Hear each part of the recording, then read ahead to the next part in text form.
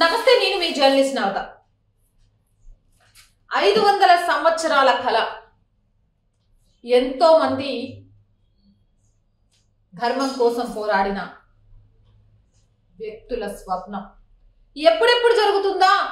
అయోధ్యలో రామ్లల్లా విగ్రహ ప్రతిష్ఠ జనవరి 22 ఎప్పుడు వస్తుందా అని యావత్ ప్రపంచం ఎదురు చూస్తూ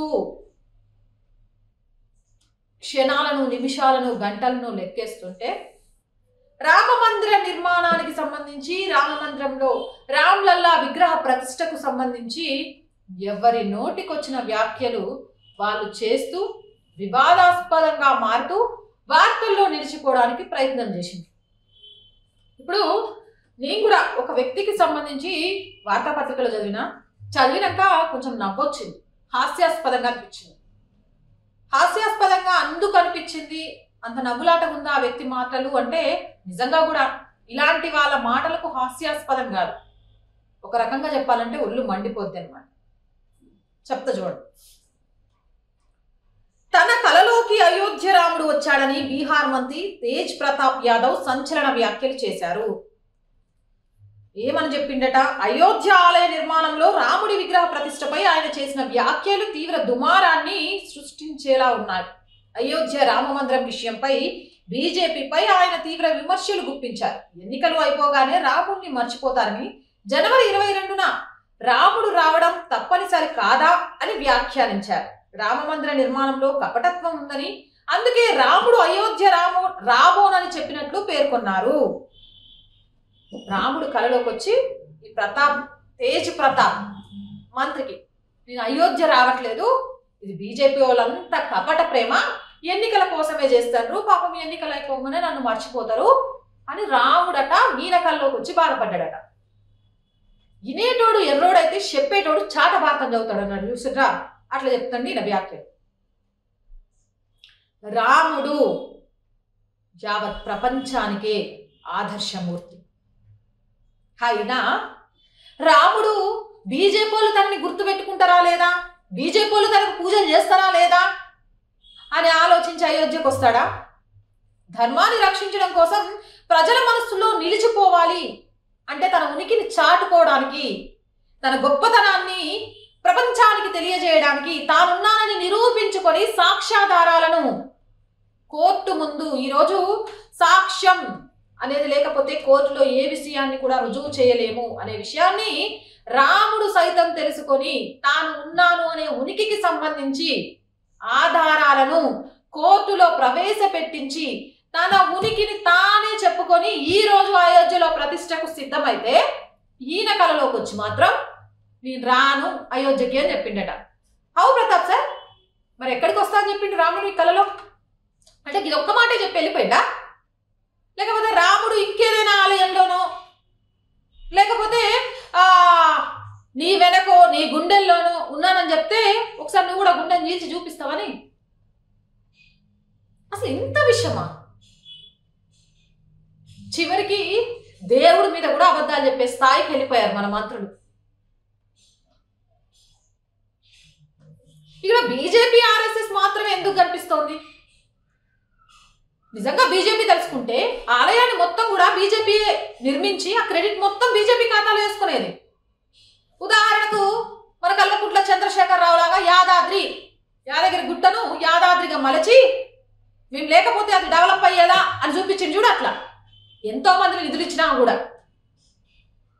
కానీ ఇక్కడ ఈరోజు రామ మందిరంలో రామ్లల్లా విగ్రహ ప్రతిష్టకు సంబంధించి ప్రముఖులతో పాటు యాచకులకు, సఫాయి పని చేసుకునే వాళ్లకు, ఒక సాధారణ వ్యక్తులకు, ప్రతివాదిగా కోర్టులో వాదించిన వ్యక్తి నుంచి మొదలుస్తే ప్రతి ఒక్కరికి ఆహ్వానం అందించి అందరి చేతుల మీదుగా, అందరి విరాళాలతో, అందరి సాయంతో రాముడు మనందరి వాడు అనిపించే విధంగా కదా అక్కడ ఆలయ నిర్మాణం జరిగింది, ఆలయ విగ్రహ ప్రతిష్ఠ జరుగుతోంది. ఈ విషయాలన్నింటినీ పక్కన పెట్టి మీరే 10 సార్లు దీన్ని బీజేపీ బీజేపీ బీజేపీ అని చెప్పడంతో పాటు రాముడి మీద విషం చిమ్మే ప్రయత్నం ఎందుకు చేస్తున్నారు? ఇంకా ఇది చాలా గొప్ప విషయాలు చెప్పిండు, మాట్లాడాలి. నాకు నిజంగా భాష రాదు, లేకపోతే నేను ఆయన దగ్గరికి వెళ్ళి క్వశ్చన్స్ చేసేదాన్ని. అయితే తేజ్ ప్రతాప్ చేసిన వ్యాఖ్యలపై ప్రస్తుతం రాష్ట్రీయ జనతాదళకు నాయకత్వం వహిస్తున్న బీహార్ డిప్యూటీ సీఎం తేజస్వి యాదవ్ స్పందించాల్సి ఉంది. మరోవైపు బీహార్ బీజేపీ నాయకులు కూడా ఎలాంటి కామెంట్లు చేయలేదు. మస్తు ఏనుగు పోతుంటారట, కుక్కలు మొరుగుతూ ఉంటాయట, అందుకని కామెంట్ చేస్తామా అనేది ఒక సామెతాన్ని గతంలో చెప్పుకున్నారు. రాముడు కలలోకి వచ్చిండని ఈయన రాముడి వినికి మీదే అయోధ్యలోని ఇంతమంది మనోభావాలను దెబ్బ కొట్టే విధంగా మాట్లాడితే దాని మీద ఎందుకు స్పందించలేదు అనేది మళ్ళొక ప్రశ్న. రాముడు ఏం చెప్పాడు? అంతేలే, మన చరిత్రలో బాబర్కి సంబంధించి అక్బర్కి సంబంధించి పాఠ్యాంశాలను పెట్టి పిల్లలతో చదివించి నేర్పించారు. కానీ ఏ రోజైనా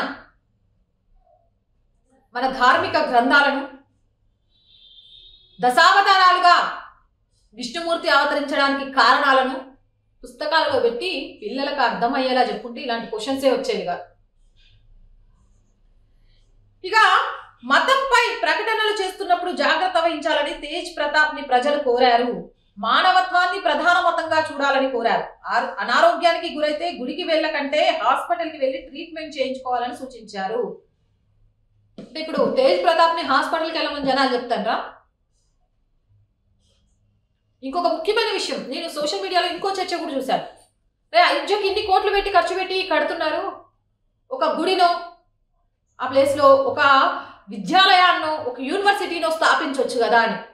మీలో ఎంతమందికి తెలుసు ఈరోజు కేవలం అంటే కేవలం హిందూ ఆలయాల ద్వారానే అనేక మంది వైద్యం చేయించుకుంటున్నారు హాస్పిటల్స్లో, అనేక మంది చదువుకుంటున్నారు విద్యాలయాలలో. మతాలకు అతీతంగా ఒక గుడి ద్వారా నడిచే హాస్పిటల్లో అన్య మతాలకు సంబంధించిన వాళ్ళు వస్తే మీరు మా మతం కాదు అని వైద్యం చేయడం ఆపట్లేదు. ఆలయాలకు సంబంధించిన విద్యాలయాలలో అన్య మతాలకు సంబంధించిన వాళ్ళు చదువుకోవడానికి వస్తే మీరు మా ధర్మాన్ని నమ్మిన వాళ్ళు కాదు అని ఆపట్లేదు. ఒక ఆలయం ఎక్కడైతే ప్రతిరోజు ధూపదీప నైవేద్యాలకు జరుగుతూ ప్రజల తాకిడి పెరిగే విధంగా ఉందో అలాంటి ఆలయం నుంచి ఇంకో ఆలయాన్ని డెవలప్ చేసుకోవాలనో లేకపోతే ఆలయం డబ్బులతోటి తమ మతాన్ని విస్తరించుకోవాలనో ప్రయత్నం చేయకుండా ప్రజలను కాపాడి ప్రజలను విద్యావంతులు చేసే ప్రయత్నం చేస్తున్న గొప్ప ధర్మం, గొప్ప ఆలయాలు హిందూ సనాతన ధర్మ ఆలయాలు మాత్రమే. దీనికి సంబంధించి అనేక ఆధారాలు ఉన్నాయి, ఒకసారి చెక్ చేసుకోండి. ఈరోజు అయోధ్య రామ మందిర నిర్మాణం రామ్లల్లా అక్కడికి చేరుకున్న తర్వాత చేరుకోక ముందు నుంచే ఎప్పుడైతే కోర్టు తీర్పు వచ్చిందో అప్పటి నుంచే ఒక మిడిల్ క్లాస్ నుంచి ప్రతి ఒక్కరూ అక్కడ వ్యాపారంలో తమను తాము ఉపాధి కల్పించుకొని బ్రతకడానికి ఒక మార్గమైంది. ప్రతిరోజు కొన్ని లక్షల మందికి వస్తే కోట్ల మందికి కూడా లేదు అనకుండా అన్నం పెట్టే అన్నపూర్ణగా మారుతోంది. ఇది ఇక్కడే కాదు, హిందూ ధర్మ ప్రాతిపదికన నడుస్తున్న ప్రతి ఆలయాలలో జరుగుతున్నాయి. ఆ విషయం ఎందుకు తెలియట్లేదు? అనేక ఆలయాలలో అన్యమతస్థులు అవసరాల కోసం బొట్లు పెట్టుకొని షాపులు పెట్టుకొని బతికేస్తున్నారు మా ధర్మ ఆలయాల వల్లే.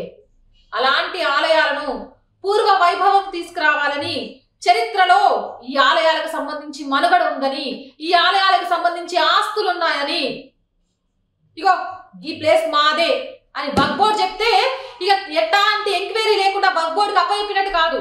ఈ కోర్టు అంటే ఆ కోర్టు, ఆ కోర్టు నుంచి పై కోర్టు, పై కోర్టు నుంచి సుప్రీం కోర్టుకు వెళ్ళి